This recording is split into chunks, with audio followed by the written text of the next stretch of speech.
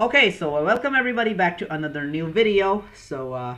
As you can see down the title, we're gonna have a brief discussion over what is known as Moore's Law. So you might be talking about like, what is Moore's Law?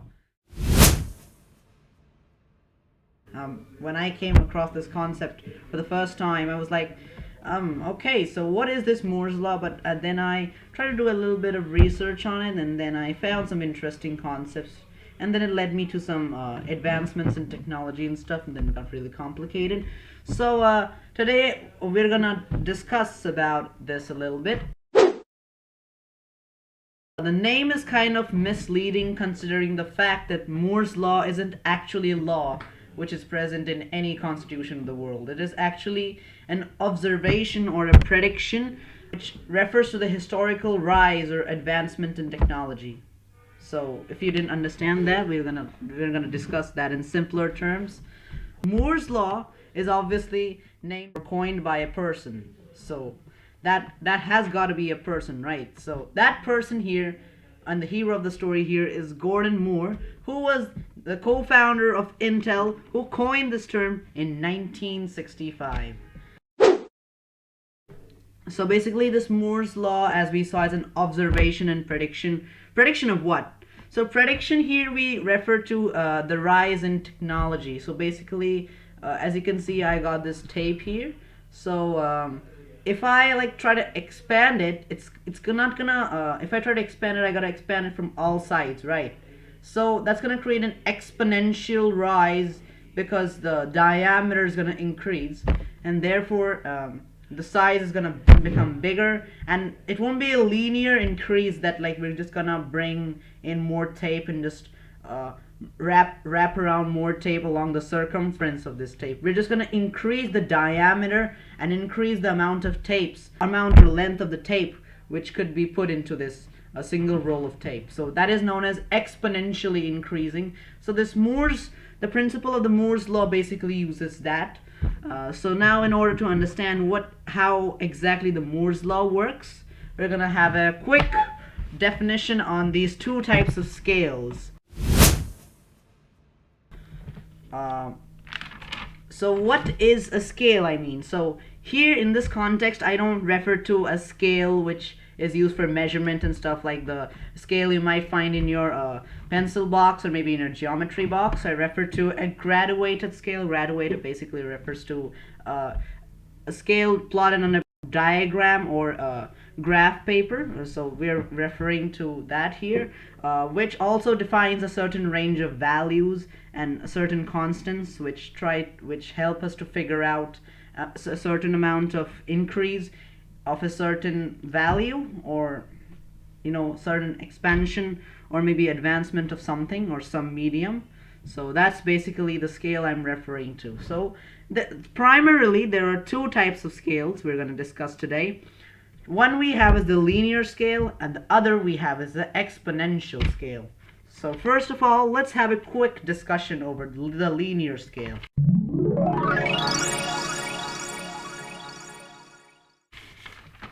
Okay, so I have made this diagram here.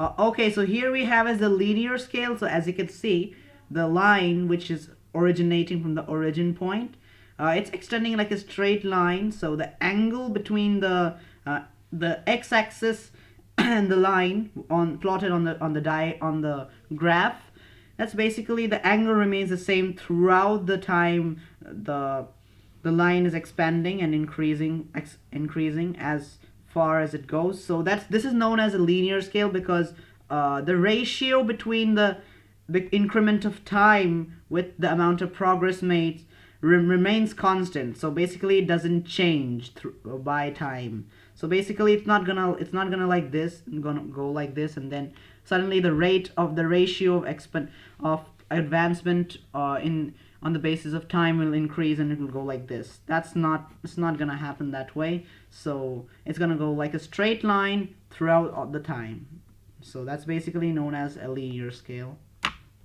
So now here we have is the exponential scale.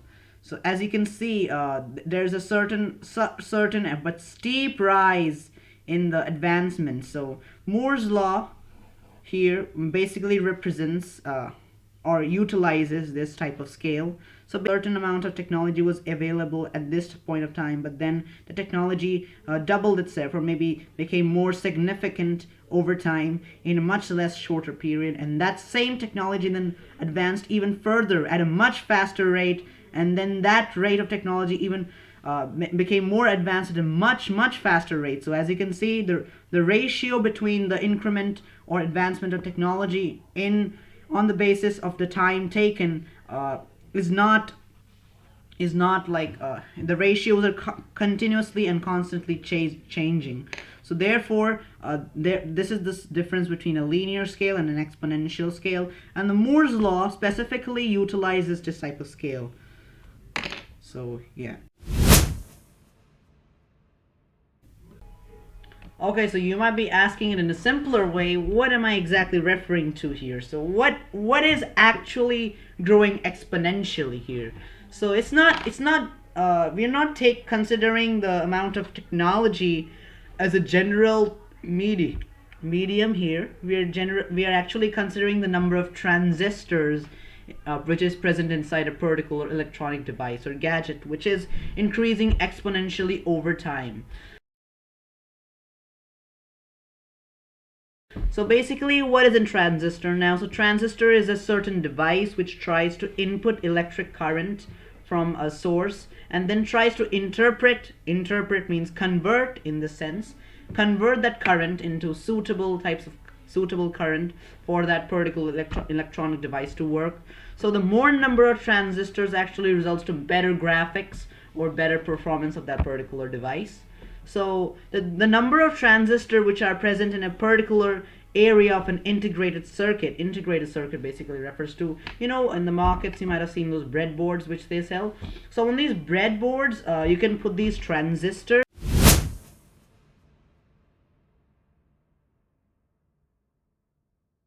So if you cannot always make the breadboard bigger to fit in more transistors, because then the entire thing is going to be very bulky and then you might have a hard time in using that particular device. But what if instead you decrease the size of the transistor so that more transistors can fit inside that same area, but the transistor's performance should not be affected by the size. So that's basically what we are talking about. Decreasing the size of the transistor will help us to put more transistors in a particular integrated circuit, which will also not affect the performance of that particular device, as well as help us in the advancement of technology. So that is what is going to advance even more further.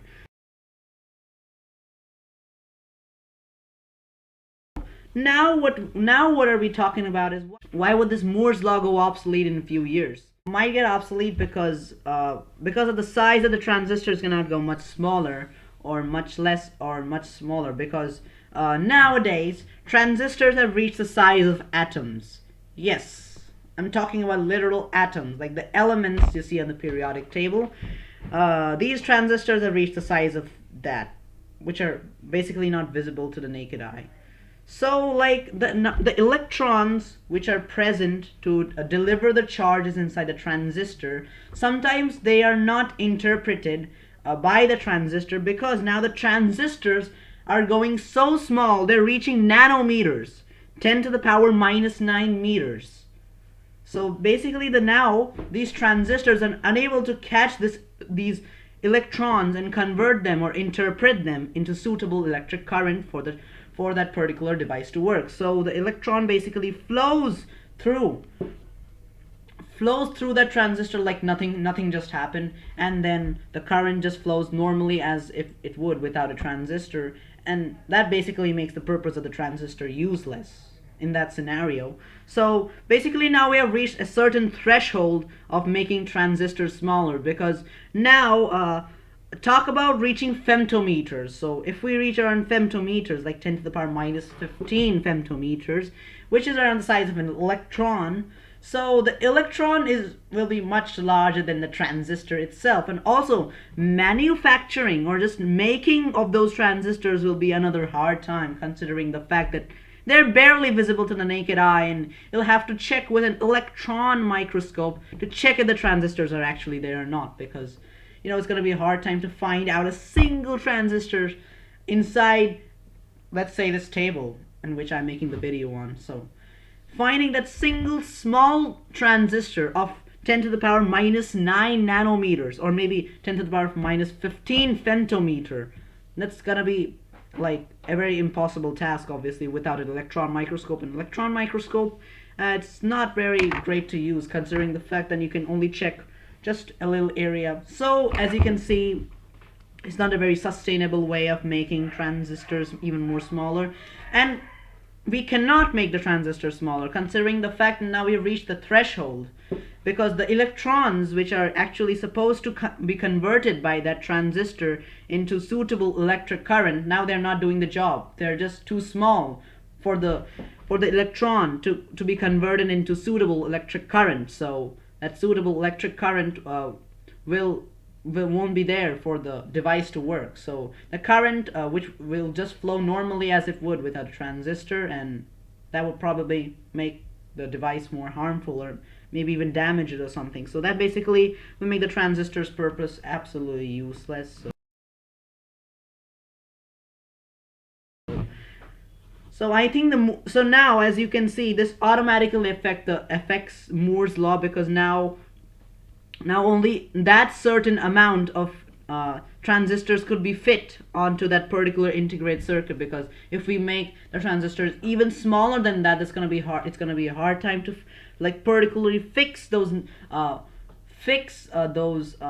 do we say, the transistors inside the circuit, because they're going to be too small. You'll have to find them again and again or something. So it's going to be a very hard time for the manufacturers to manufacture such small transistors. I mean, if you manufacture these transistors in large bulky amount, then that's another story. But now transistors being this small, that's basically not very easy to comprehend.